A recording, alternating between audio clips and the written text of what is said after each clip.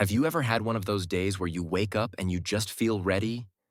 You feel energized. You know exactly what you want to do and you actually want to do it. Everything feels possible. And then there are other days where you wake up and feel nothing. You have a to-do list a mile long. You have goals you genuinely care about, but your brain will not start. You scroll your phone for 45 minutes doing nothing, and you do not even enjoy it. You just cannot seem to get going no matter what you tell yourself. Most people call this laziness. They blame themselves. They feel guilty and promise tomorrow will be different. But tomorrow comes, and it feels exactly the same. Here is the truth. What you are experiencing is not a character flaw. It is not a sign that you are weak. What you are experiencing is a chemical problem inside your brain. A problem with one of the most important chemicals your brain produces, called dopamine. In this video, we are going deep into the science of dopamine, what it actually is, why the modern world is systematically destroying it, and what you can do about it starting today. No fluff, no vague advice, just science explained simply. Welcome to NeuroWise. So, what exactly is dopamine? You have probably heard it called the pleasure chemical. But that is actually misleading. Dopamine is not primarily about pleasure. Dopamine is primarily about motivation. It is about desire. It is the feeling of wanting, not the feeling of having. Here is an example. Imagine you are hungry, and your favorite meal is placed in front of you. The moment you see it and smell it, before you take a single bite, you feel excited. Your mouth waters. You want it. That feeling of wanting, that pull toward the food, that is dopamine working. Not the pleasure of eating, the drive to go get it. Scientists discovered this in a famous experiment. Researchers blocked dopamine completely in the brains of rats. When food was placed in front of these rats, something strange happened. They still enjoyed the food when it touched their mouth, but they had zero drive to go and get the food themselves. They would literally starve with food sitting right in front of them because they had no motivation to pursue it. This revealed something important. Pleasure and motivation are two separate systems in your brain, and dopamine controls motivation. Without enough of it, you can know something is good for you, but you simply cannot make yourself pursue it. That is exactly what low dopamine feels like in daily life. Now let us talk about how dopamine actually works. Your brain has a dopamine baseline. Think of it like the normal water level in a river. This baseline gives you the basic energy and drive to get through your day. When something good happens, your dopamine rises above that baseline. That is the feeling of excitement and motivation. But here is the critical part almost nobody talks about. Every time dopamine spikes up, it must eventually come back down. And it does not just return to baseline. It dips below baseline first. During this dip, you feel flat, empty, and unmotivated. This is normal occasionally. The problem is what happens when you keep spiking dopamine over and over in a short period. Every spike is followed by a dip, and repeated spiking makes those dips deeper. Over time, your baseline actually drops. Your brain adapts by producing less dopamine and reducing dopamine receptors. You need more and more stimulation just to feel normal. Things that used to excite you now do nothing. Scientists call this downregulation, and it is happening to millions of people right now. Let us understand the pathways in your brain where dopamine travels. The first is called the mesolimbic pathway, the reward pathway. It runs from a region called the ventral tegmental area to the nucleus accumbens. This pathway is the engine of your motivation. It is also the exact pathway that addiction hijacks. Every addictive drug and behavior works by flooding this pathway with dopamine far beyond what natural experiences produce. This is why addiction is so devastating. It burns out the very pathway responsible for natural motivation.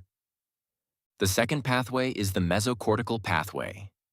This connects to your prefrontal cortex, the part of your brain responsible for thinking, planning, and focus.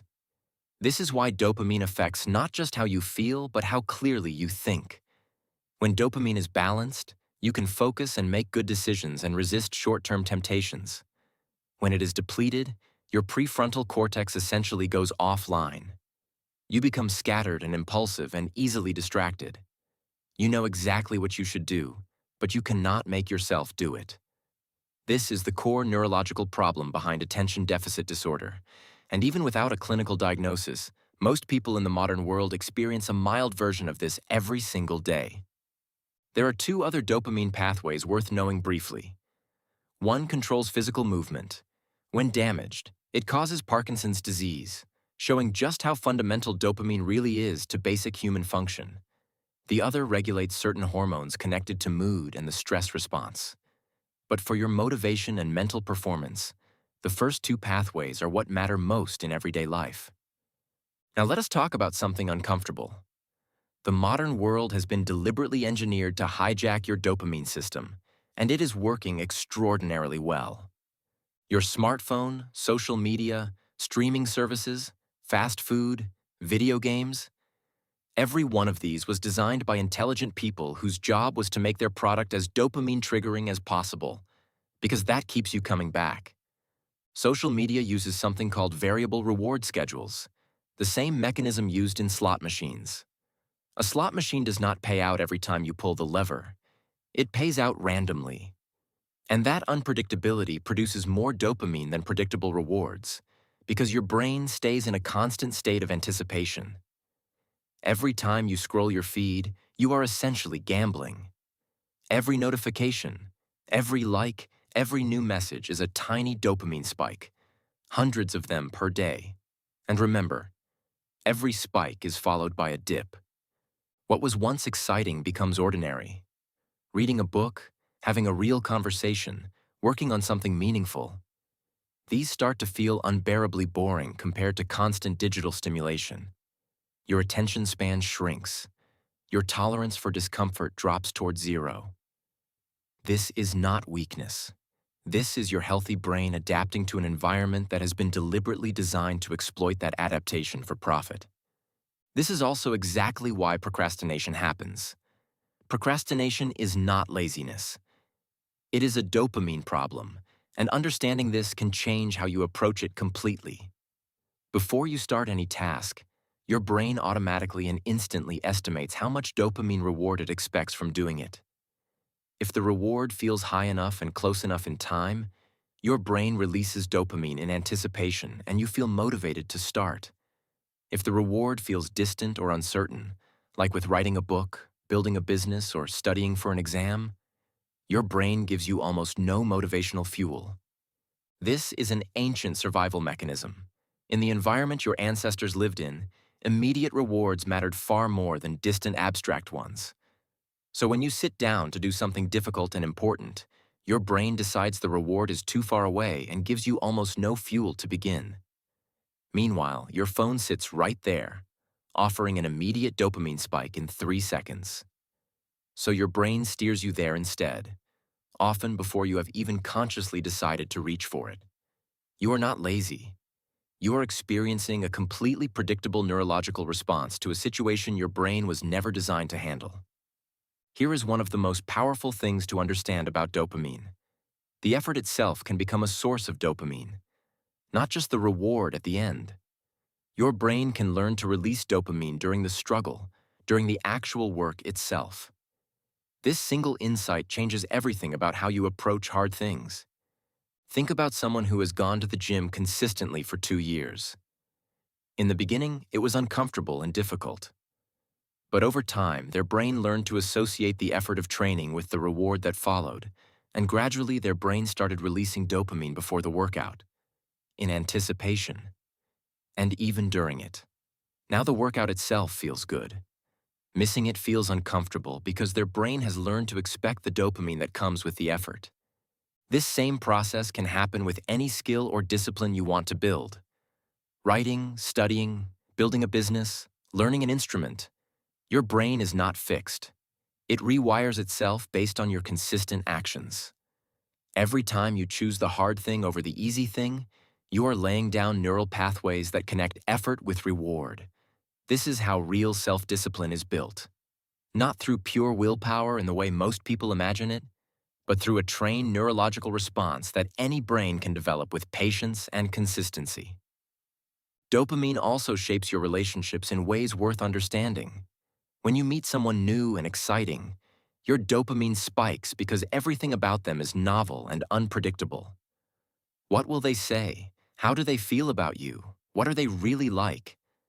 This novelty drives the electric excitement of new connection. But as the relationship matures and becomes familiar, your brain can predict their behavior. The novelty fades, and dopamine naturally decreases. Many people mistake this completely natural decrease for falling out of love, or a sign the relationship is wrong. But what replaces the dopamine-driven excitement is something deeper. Bonds created by oxytocin and serotonin, producing comfort, security, trust, and genuine love. These feelings are quieter than dopamine excitement, but far more lasting. People who chase the dopamine spike of new relationships over and over, ending good relationships once the initial spark fades, often spend their lives chasing beginnings and never experience the deeper fulfillment of truly knowing someone over years. Now for the practical part. Here are 6 science-based protocols for restoring your dopamine system. The first is morning sunlight. Within 30 to 60 minutes of waking, get outside and expose your eyes to natural sunlight for 10 to 30 minutes without sunglasses. This sets your circadian rhythm, your body's internal biological clock, which directly regulates your dopamine system throughout the day. Research shows light entering your eyes in the morning directly stimulates dopamine production and influences regulation for hours afterward. It is completely free and takes zero equipment. The second is cold exposure. Cold showers have been shown to increase dopamine by up to 250% above baseline. Unlike a social media spike, this increase is sustained for 2 to 4 hours without a sharp crash afterward. Cold exposure also builds real mental resilience. Every time you choose to stay in the discomfort instead of escaping it, you are training the exact neural circuits responsible for self-regulation and willpower. Start with just 30 seconds of cold water at the end of your shower and build from there. The third is exercise. Cardiovascular exercise, running, cycling, brisk walking, swimming, increases dopamine production and actually grows new dopamine receptors over time, meaning your brain becomes more responsive with less stimulation needed. A landmark study found that regular aerobic exercise measurably increases dopamine receptor density in the brain. Aim for 3 sessions per week of 20 to 40 minutes, and you will notice changes in your baseline energy within 2 to 3 weeks. The fourth is a dopamine fast. Deliberately reduce high-stimulation sources like social media, video games, and junk food for periods of time. This is not about permanent elimination. It is about giving your dopamine system regular rest so your baseline can recover toward its natural level. Try 1 morning per week completely free of your phone and notice what happens to your focus, your mood, and your energy. The fifth is connecting reward to effort. Before starting a difficult task, take 60 seconds to genuinely remind yourself that the effort itself is valuable, that the struggle is the actual mechanism of growth, not an obstacle to it. Research by Stanford psychologist Carol Dweck showed that people who genuinely value effort as rewarding in itself show measurably healthier dopamine activation during hard tasks compared to people focused only on outcomes. This practice gradually rewires your brain's reward system from the inside out. The sixth is nutrition. Dopamine is made from an amino acid called tyrosine, found in protein-rich foods like eggs, meat, fish, dairy, beans, and nuts. Eating adequate protein consistently, roughly 1.5 to 2 grams per kilogram of body weight, gives your brain the raw materials it needs. Omega-3 fatty acids from fatty fish like salmon also support dopamine receptor health and have been linked in multiple studies to improved mood and motivation. What you eat every day is literally the raw material your brain uses to build your drive. Let us bring this together. Dopamine is not your pleasure chemical. It is your motivation chemical.